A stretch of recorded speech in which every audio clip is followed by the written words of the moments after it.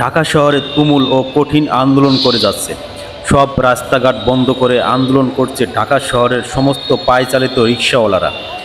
তাদের দাবি না মেনে নেওয়া পর্যন্ত তারা আন্দোলন চালিয়ে যাবে। শহরের পায়চালিত রিকশাওয়ালাদের দাবি হলো ব্যাটারি চালিত অটো রিকশা বন্ধ করতে হবে।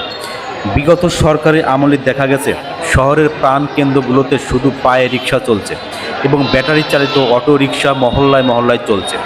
মাঝে মাঝে মেইন রোডে অটো রিকশা উঠলে তাদেরকে পুলিশ বাধা দিত এবং 2000 থেকে 2600 টাকা জরিমানা করত, যার কারণে পায়চালিত রিকশাগুলোই দখল করত শহরের মেইন রোডগুলো। কিন্তু বর্তমানে পায়চালিত রিকশাওয়ালাদের ইনকাম কমতি হওয়ায় ব্যাটারি চালিত অটো রিকশাগুলোকে দোষারোপ করছে। তাদের কথা মতে ব্যাটারি চালিত অটো রিকশার কারণে আমাদের পায়ের রিকশায় কোনো যাত্রী ওঠে না। বর্তমানে বাংলাদেশের সরকার পরিবর্তনের ফলে পরিবর্তন হয়েছে রাস্তাঘাটেরও। বর্তমানে লক্ষ্য করলে দেখা যায় মেইন রোডে প্রচুর পরিমাণে ব্যাটারি চালিত অটো রিকশা চলছে, যার কারণে পায়ে চালিত রিকশাগুলোর ইনকাম কমে গেছে।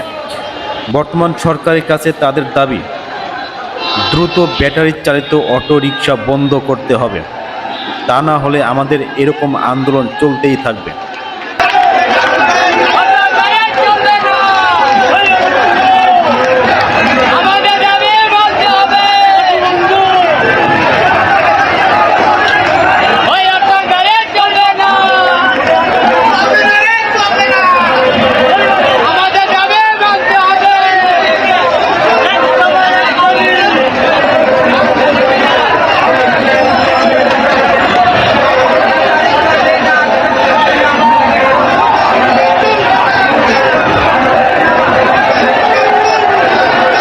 ধন্যবাদ বন্ধুরা ভিডিওটি দেখার জন্য।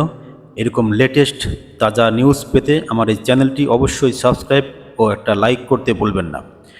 ভালো থাকুন, সুস্থ থাকুন, আল্লাহ হাফেজ।